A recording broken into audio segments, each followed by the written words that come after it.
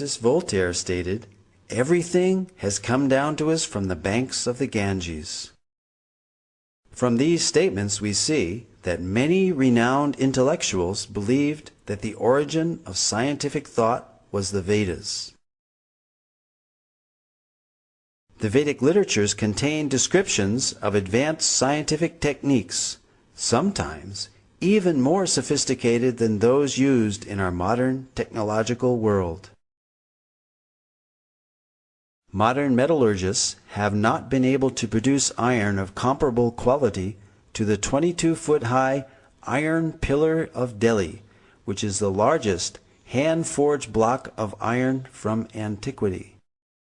This pillar stands as mute testimony to the highly advanced scientific knowledge of metallurgy that was known in ancient India. Cast in approximately the 3rd century BCE, the 6.5-ton pillar, over 2 millennia, has resisted all rust and even a direct hit by the artillery of the invading army of Nadir Shah during his sacking of Delhi in 1737. Vedic cosmology is yet another ancient Vedic science which can be confirmed by modern scientific findings, and this is acknowledged by well-known scientists and authors such as Carl Sagan and Count Maurice Maeterlinck, who recognized that the cosmology of the Vedas closely parallels modern scientific findings. Carl Sagan stated, "Vedic cosmology is the only one in which the time scales correspond to those of modern scientific cosmology." Nobel laureate Count Maurice Maeterlinck wrote of a cosmogony which no European conception has ever surpassed. French astronomer Jean-Claude Bailly corroborated the antiquity and accuracy of the Vedic astronomical measurements as more ancient than those of the Greeks or Egyptians, and that the movements of the stars calculated 4,500 years ago does not differ by a minute from the tables of today.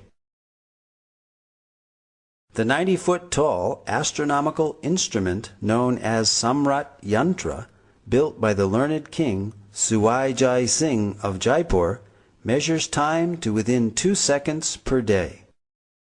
Cosmology and other scientific accomplishments of ancient India spread to other countries along with mercantile and cultural exchanges. There are almost 100 references in the Rig Veda alone to the ocean and maritime activity. This is confirmed by Indian historian R.C. Majumdar, who stated that the people of the Indus-Saraswat civilization engaged in trade with Suma and centers of culture in Western Asia and Crete. An example of these exchanges is found in the inscriptions on the Heliodorus column, erected in 113 BCE by Heliodorus, a Greek ambassador to India and convert to Vaishnavism, as well as the 2nd century BCE coins of Agastocles, showing images of Krishna and Balaram. These artifacts stand testimony that Sanatana Dharma predates Christianity. This also confirms the link between India and other ancient civilizations such as Greece, and shows that there was a continuous exchange of culture, philosophy, and scientific knowledge between India and other countries. Indeed, the Greeks learned many wonderful things from India. Voltaire, the famous French writer and philosopher, stated, "Pythagoras went to the Ganges to learn geometry." Abraham Seidenberg, author of the authoritative History of Mathematics, credits the Sulba Sutras as inspiring all mathematics of the ancient world, from Babylonia to Egypt to Greece. As Voltaire and Seidenberg have stated, many highly significant mathematical concepts have come from the Vedic culture, such as the theorem bearing the name of the Greek mathematician Pythagoras is found in the Shatapatha Brahmana, as well as the Sulba Sutra, the Indian mathematical treatise written centuries before Pythagoras was born. The decimal system, based on powers of 10, where the remainder is carried over to the next column, first mentioned in the Taittiriya Samhita of the Black Yajurveda. The introduction of 0 as both a numerical value and a place marker. The concept of infinity.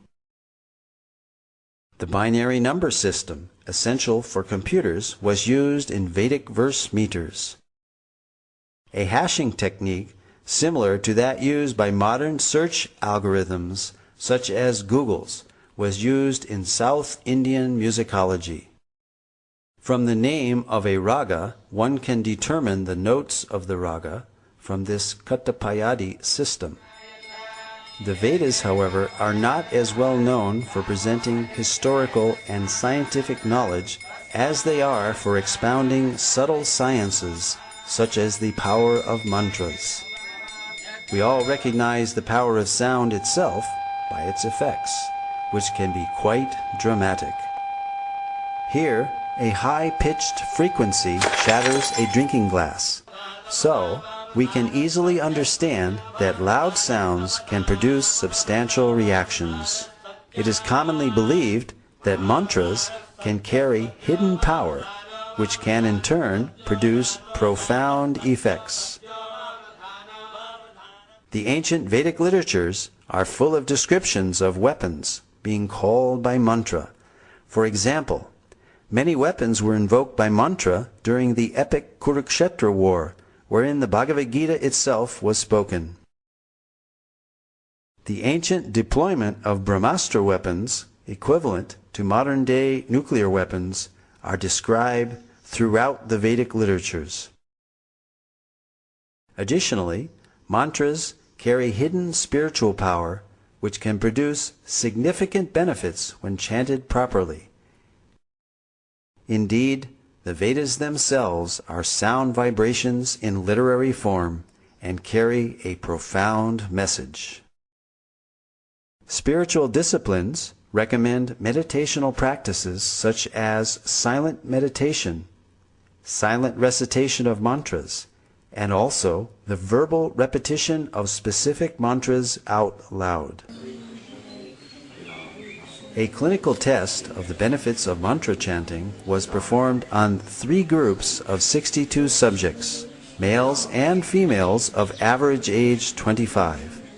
They chanted the Hare Krishna Maha Mantra 25 minutes each day under strict clinical supervision. Results showed that regular chanting of the Hare Krishna Maha Mantra reduces stress and depression and helps reduce bad habits and addictions. These results formed a PhD thesis at Florida State University. Spiritual practitioners claim many benefits from mantra meditation, such as increased realization of spiritual wisdom, inner peace, and a strong communion with God and the spiritual realm.